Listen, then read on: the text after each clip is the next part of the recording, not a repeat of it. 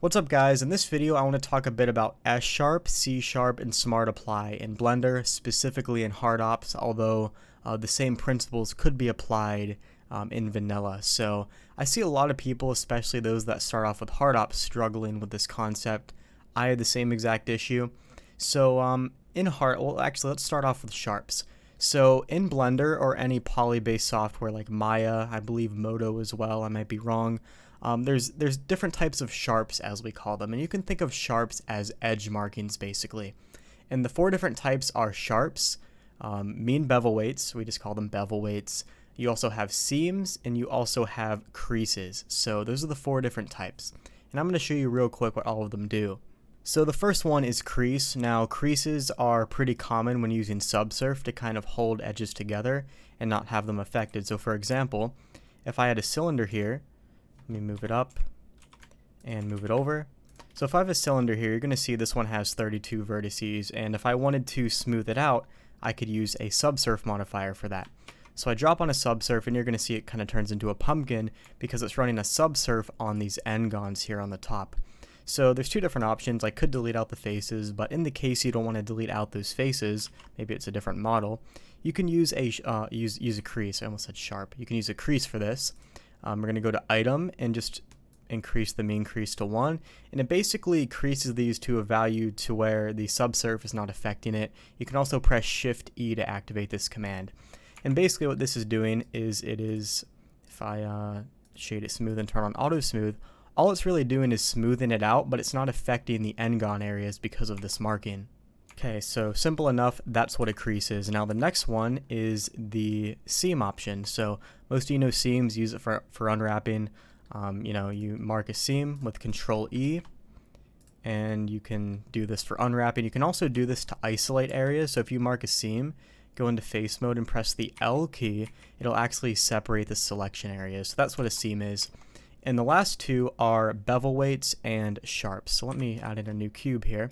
So sharps are really easy, and oftentimes if you're using bevels you don't need sharps. But basically what sharps do is if you're in shade smooth and you don't want to use auto smooth for whatever reason, you can actually manually mark your sharps with Control E, mark sharp, and do it that way. And you're going to see once we mark the sharp, nothing happens. But if we turn on the auto smooth, no matter what the angle is at, these are always going to be marked sharp. So the angle is kind of obsolete in this case. Sharps are the least of your concern, especially if you're using bevels, so I wouldn't worry too much about those.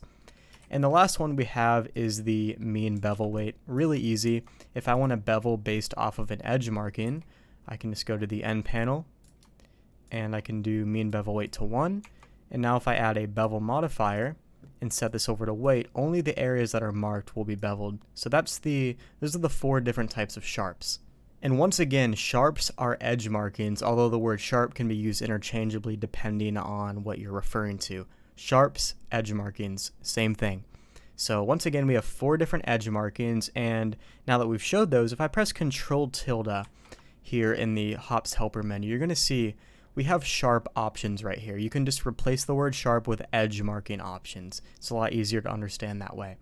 So the default ones are apply sharp and apply B weight. Most of the time, these are going to be fine for what you're doing, but there might be some cases where you want to also apply a crease or maybe apply a seam.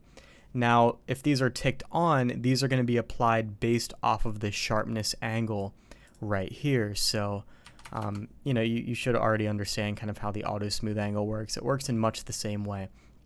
So as long as it's within this 30-degree threshold, these sharps will be marked when we press the Q key and click on sharpen. Very simple.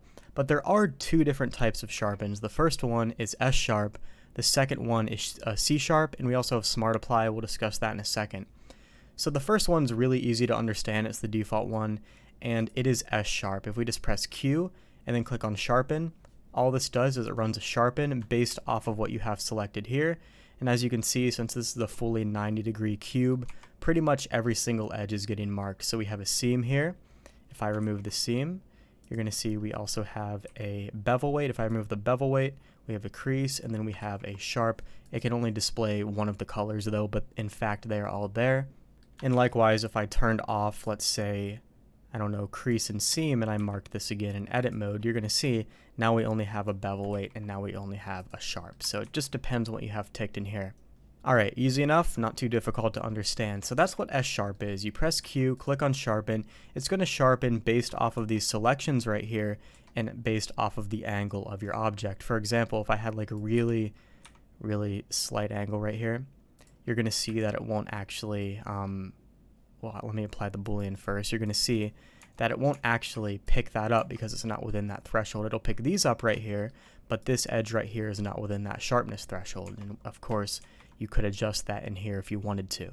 Alright, next option we have here is the C-sharpen command, and this one is quite easy to understand. So if you press Q and sharpen, that's the S-sharp, but C-sharpen is a bit different.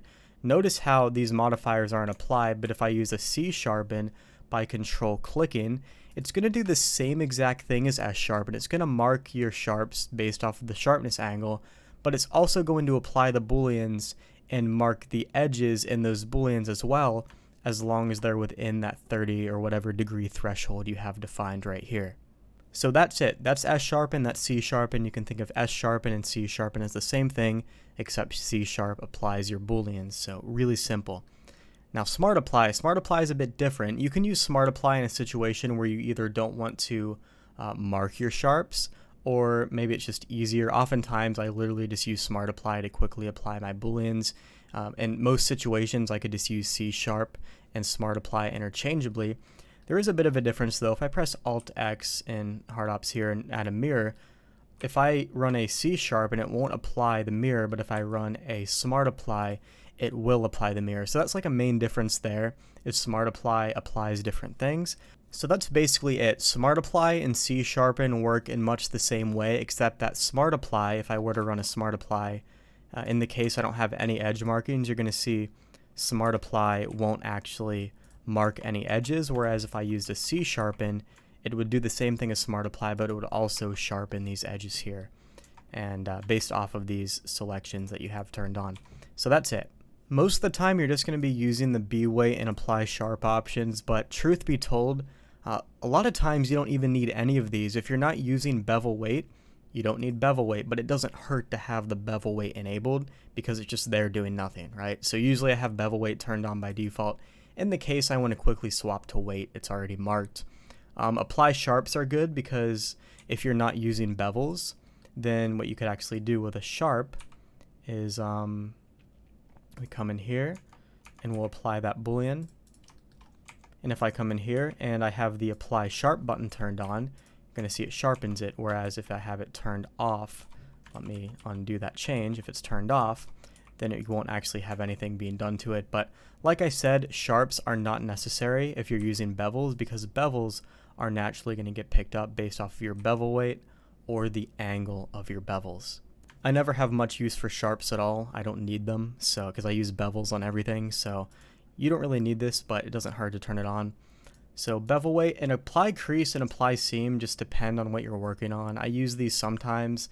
For example, if I have a rounded surface with a lot of different angles and I just want to quickly, you know, come in here and sharpen this thing up, I could go to apply crease, Q, sharpen, and then that way when I run a subsurf, it's already going to be there and ready to go. So that's a situation in which I might actually use a crease. Now as for seams, like I said, you can use seams to just isolate selections. It's pretty useful for that, but mostly I'm using the seam option right here if I'm doing some sort of unwrapping. I'm not always, but sometimes I am if I'm doing a game asset or whatever, in which case this might become useful for you, especially on hard surface objects. Applying seams in such a manner, just, you know, with one click without having to mark every single sharp edge manually, is super efficient. And if you guys haven't grabbed it yet, make sure you pick up our new unwrapping course, our essential techniques for UV unwrapping in Blender. It shows literally the entire process of using seams and using sharps in game asset workflow. Probably the most comprehensive hard surface unwrapping course. $10, not too expensive. I'd recommend getting it if you're interested, but most of the time you won't need seams unless you're unwrapping, so really you can get away with just B weight in most cases. So I hope this kind of explained the differences, explained what sharps are, what edge markings are. It's a hard concept to explain, and really I had to build the intuition myself because there were no good videos explaining the concepts when I was learning. So I hope this at least delivered some of that information to you in an understandable manner, because it's way easier to just learn it intuitively in 10 minutes than learn it yourself, trust me. So that's it, guys. If you have any questions or anything was confusing, I tried to explain it to the best of my ability, but if I didn't, leave a comment. I'll answer any questions you have. And that's really about it for today's video, and I hope you enjoyed it. See ya.